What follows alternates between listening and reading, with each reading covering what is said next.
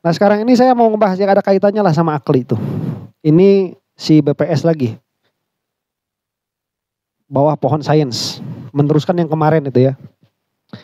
Nah kemarin dia kan bikin apa, tamsil, bikin contoh ya, bahwa penguin itu burung. Semua burung bisa terbang, jadi penguin bisa terbang. Secara rasional itu benar, tapi secara empiris dia salah. Ya dia salah ngasih contoh. Kemarin sudah saya bilang itu. Ya, jadi kalau di dalam ilmu logika, di dalam mantik, yang benar itu apa? Yang benar itu formatnya.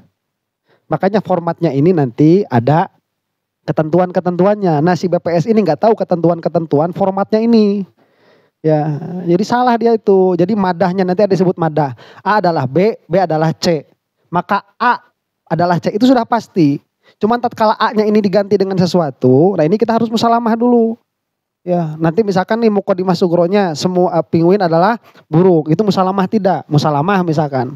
Ya, karena burung itu pengertiannya apa? Unggas. Misalkan.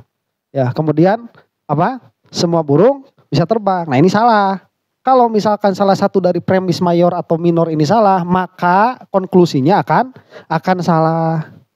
Begitu. Ya, cuman kalau dua-duanya benar, maka akan benar. Maka kalau misalkan dua-duanya ini rasional, dia itu secara rasio bisa dipastikan, maka hasilnya akan pasti. Ya, seperti kemarin itu 8 septilion bisa habis dibagi 2. Semua yang habis dibagi 2 adalah genap, maka 8 septilion itu genap. Tanpa harus dibuktikan secara empiris, itu berlaku secara universal. Begitu.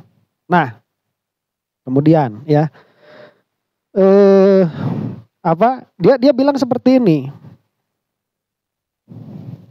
si bawah pohon sains itu, ada lagi kesalahan mengambil kesimpulan, ya. Kesalahan mengambil kesimpulan itu bahasa kerennya itu the fallacy of affirming the consequence. Dia kesalahan di dalam mengafirmasi sebuah konsekuensi. Nah, kalau di dalam bahasa mantik kita mengenal dengan istilah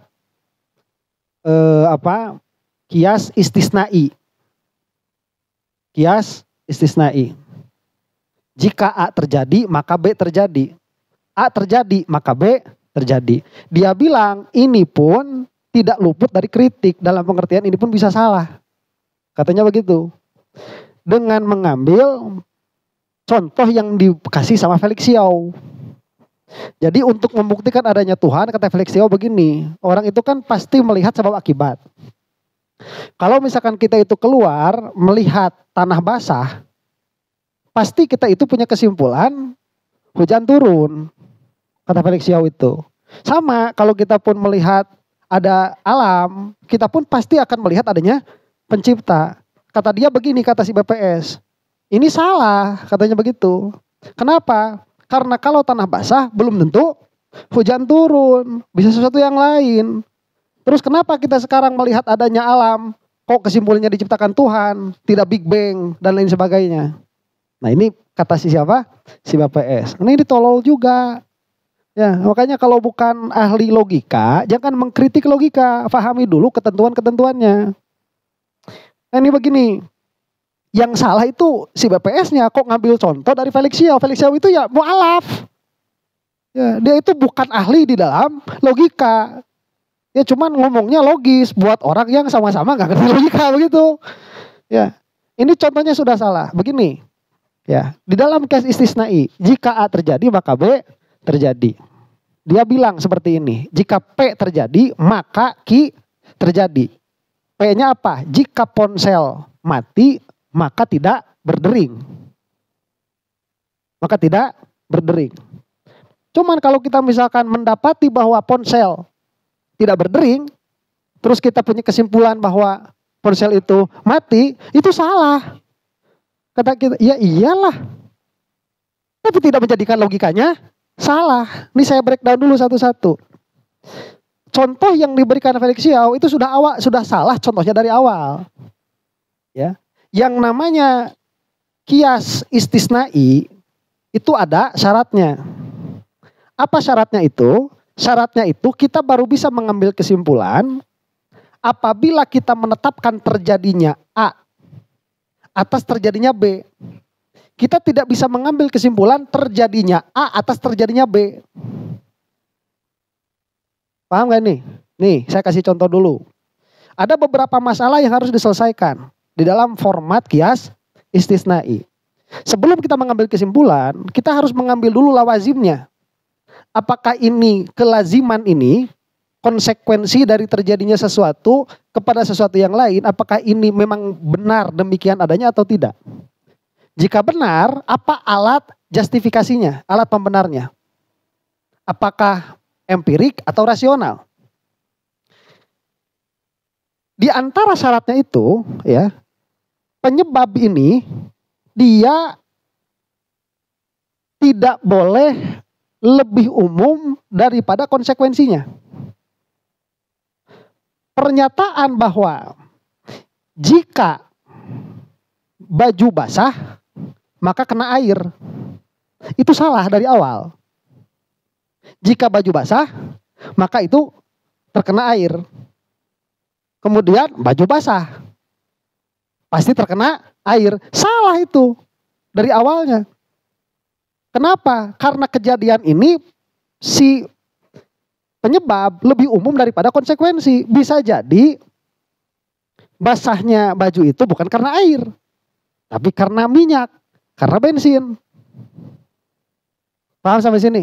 Maka yang benar menyusunnya itu bagaimana? Apabila baju terkena air maka dia basah. Itu baru bisa diterima. Susunan seperti itu. Jadi jangan dibalik.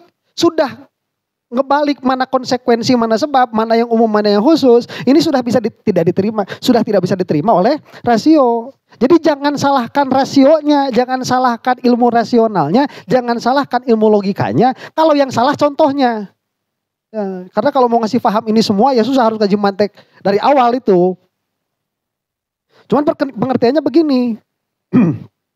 Sepakat nggak kalau kita katakan baju itu jika basah maka dia terkena air?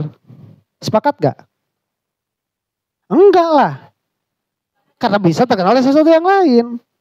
Tapi apabila baju ini kena air maka dia akan basah. Itu baru sepakat. Nah setelah sepakat kita baru bisa mengambil kesimpulan. Kesimpulan apa? Kalau si BPS kan tadi bilangnya P dan Q. Bila P terjadi, yaitu baju kena air, maka dia pasti basah.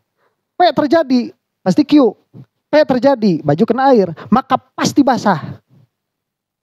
Kepastian itu diambil dari apa? Bukan dari rasio murni, tapi dari kejadian yang berulang-ulang. Kita sebut itu madahnya apa? Adi. Dari empiris.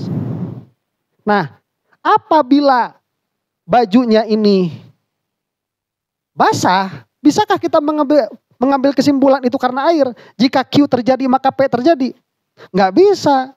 Di dalam mantik disebutkan jika kamu itu mengadakan atau membuat qadhiyah istisnaiyah P dengan Q, maka kamu hanya bisa mengambil kesimpulan jika P terjadi maka Q terjadi. Q terjadi belum tentu P terjadi. Paham sampai sini? Nah sekarang, tapi kita bisa mengambil kesimpulan dengan pasti apabila Q tidak terjadi maka P tidak akan terjadi. Pasti itu. Baju tidak basah, maka pasti gak kena air. Karena Q-nya tidak terjadi, baju basah tidak terjadi, maka terkena air tidak terjadi. Nah Felix Xiao salah ngasih contoh. Yang umum ditaruh di awal. Jika tanah basah maka turun hujan. Ini contohnya sudah salah dari awal. Yang salah contohnya. Jangan salahkan format logikanya. Paham sampai sini? Nah, di dalam mantik ada kita bisa mengambil dua kesimpulan semuanya bisa. P terjadi, Q terjadi, Q terjadi, P terjadi. P tidak terjadi, Q tidak terjadi, Q tidak terjadi, P terjadi. Bisa apabila hubungan antara P dan Q itu adalah hubungan yang tidak bisa terpisahkan secara rasional. Ini biasanya terjadi dalam hal apa? Dalam hal definisi. Atau kita sebut kalau di dalam ilmu kalam itu sifatun nafsi. Ya. Contoh misalkan, jika sesuatu ini adalah hewan yang mempunyai potensi untuk berpikir, maka dia pasti manusia. Ini adalah hewan yang berpotensi untuk berpikir, maka pasti dia manusia. Dia manusia, maka dia berpotensi untuk berpikir. Ini ini kenapa bisa seperti itu? Karena ini adalah masalah definisi. Jadi kita bisa menetapkan P, kita bisa menetapkan terjadinya Q karena terjadinya P, kita juga bisa menetapkan terjadinya P karena terjadinya Q. Ini disebutnya kalau lazimnya apa? Lazimnya musawin. Kita sudah ada istilah-istilahnya. Ya, jadi jangan menyalahkan ilmu logika kalau tidak tahu logika, tidak bisa membedakan mana contoh, mana format. Begitu. Makanya dia ngasih contoh di sini nih, ya. Ponsel asri tidak akan berdering. P tuh. Ya, salah tuh, bukan. Jika ponsel asri mati, P. Maka ponsel asri tidak akan berdering. Q. Nah, katanya begini, ponsel asri tidak berdering. Q. Cek mana mati. Tapi bisa jadi itu bukan mati. Tapi karena memang gak ada yang menelpon. Atau di mute. Di silent. Ya kamu salah ngasih contoh. Ini udah ada di dalam ilmuantik yang kayak gini udah salah. Ya pengambilan contohnya. Jadi saran saya sama BPS ini. Berhenti mengkritiki sesuatu yang kamu gak paham. Kamu itu cuma tukang ukur. Ya, udah kerjaannya apa? Ngukur aja udah. Gak usah masuk sesuatu yang tidak dipahami. Karena nanti dari sini dia akan mengatakan sesuatu yang lebih parah lagi. Ya. Apa? Bisa jadi alam ini diciptakannya bukan oleh Tuhan. Bisa jadi tidak diciptakan. Kalaupun oleh Tuhan bisa jadi bukan oleh Allah.